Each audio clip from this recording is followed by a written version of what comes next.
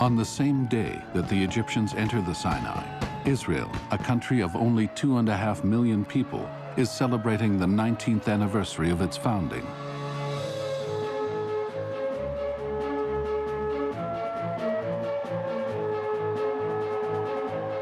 And although the public is unaware of it, Israeli intelligence has just learned of the massive Egyptian buildup in the Sinai.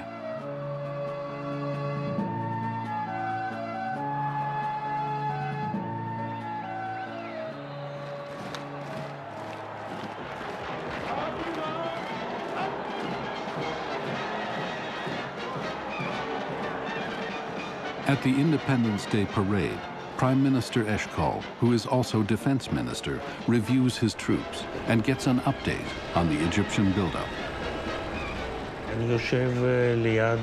I'm sitting near Levi Eshkol on the dais in the stadium.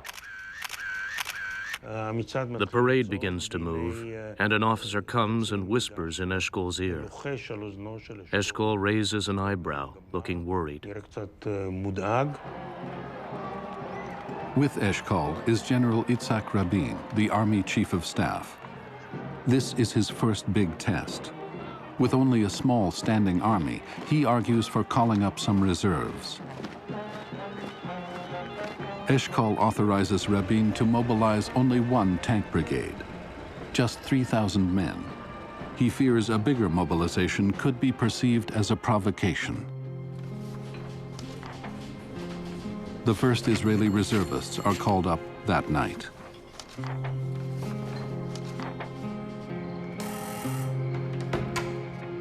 Among them is a 27-year-old office worker, Yehoshua Bar Dayan. He starts a diary.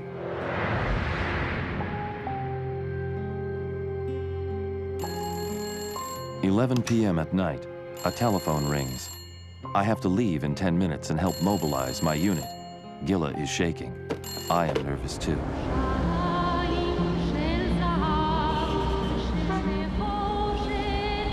As he distributes draft notices, the radio is playing the new hit song, Jerusalem of Gold, about a yearning for the ancient capital of Judaism.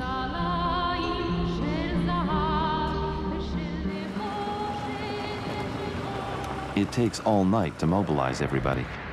You climb stairways, knock on doors. There are frightened faces. Husbands enter the children's room to kiss the kids, trying to calm everyone, to reassure them. At 6 a.m., I'm back at home. I kiss Gila and Yariv goodbye. They wave to me from the balcony.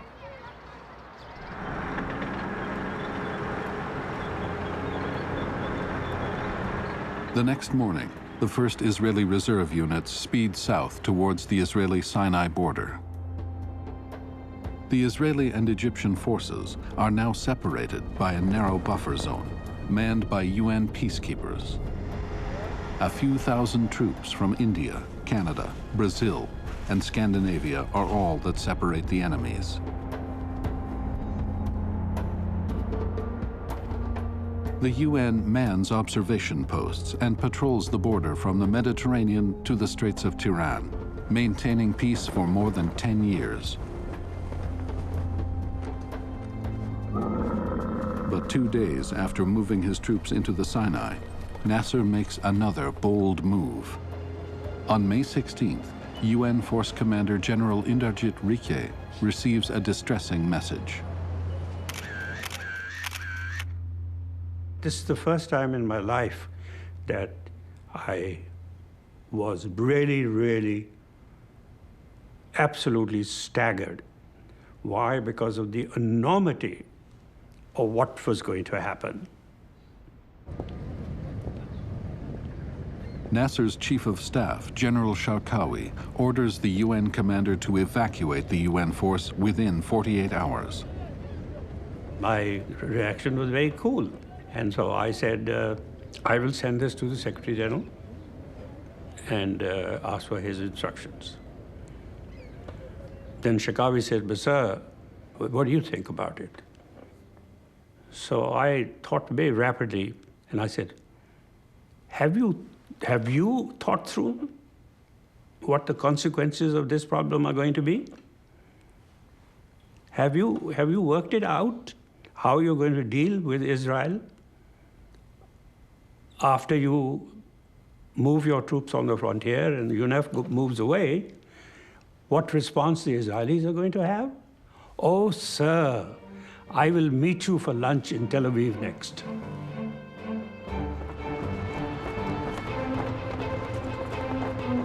UN Secretary General U Thant receives Egypt's request.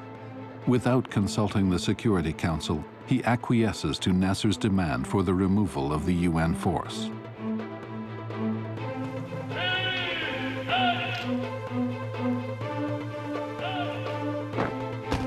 The first UN peacekeeping mission ever to be deployed is being terminated, just when it seems to be most needed. Without the UN, Egypt and Israel are left to their own devices. A lot of my colleagues, when we were debating this question, said to me that, well, the Arabs are going to attack first. I said, no. The Israelis will attack first. What basis? I said the Arabs will provide them with the basis.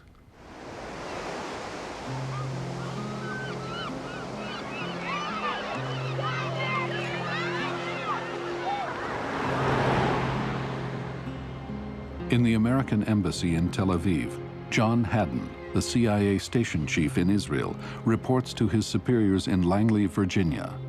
Nasser is raising the stakes. For me, it was just like a little boy who's being held by his father, and the little boy is shouting, "Let me at him, let me at him." And he doesn't want to be let at him at all, but all of a sudden the father lets go of him. And then they were off and running, weren't they? Nasser was being held by his shirt tails by having this UN front. And when he demanded that it disappeared, it disappeared, and no one was more surprised than he, I think.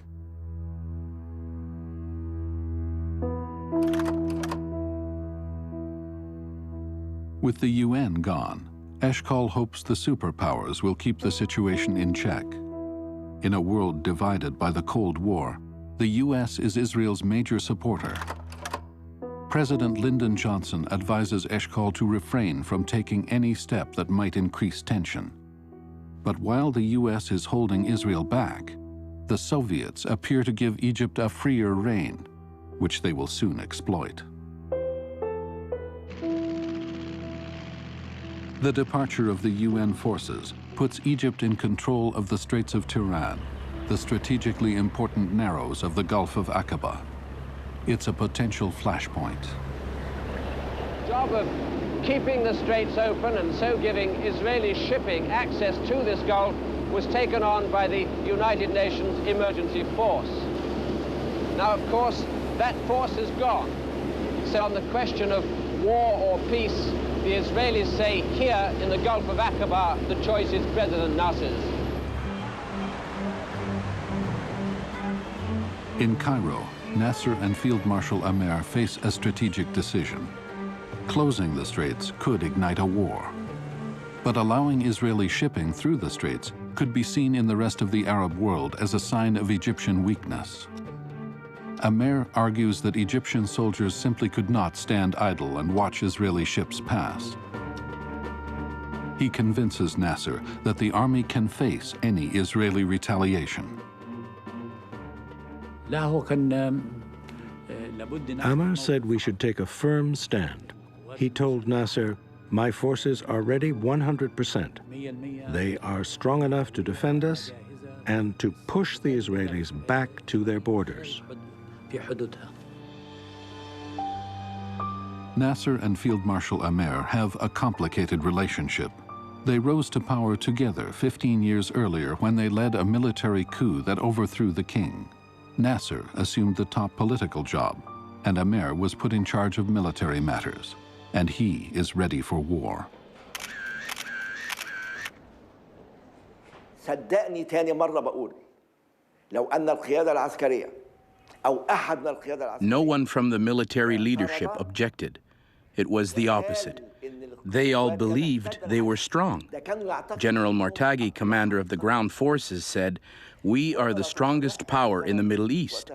The commander of the Air Force said, "We have the strongest Air Force in the Middle East."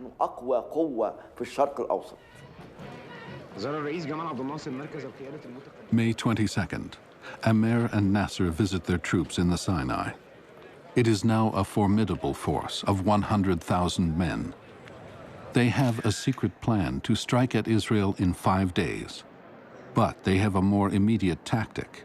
They announce they are closing the Straits of Tiran to Israel. It is virtually a declaration of war.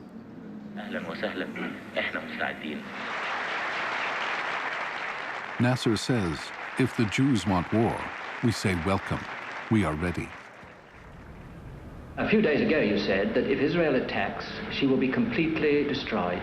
Yeah. And some Arab leaders actually say that their aim is the elimination of Israel without any qualification. Now what does this mean, actually? If somebody attacks you, yeah, what would be your reaction? Somebody attacks us, we will react. React in war means destruction. And if they don't attack, will you let them alone? Yes, we leave them alone. We have no intention to attack Israel.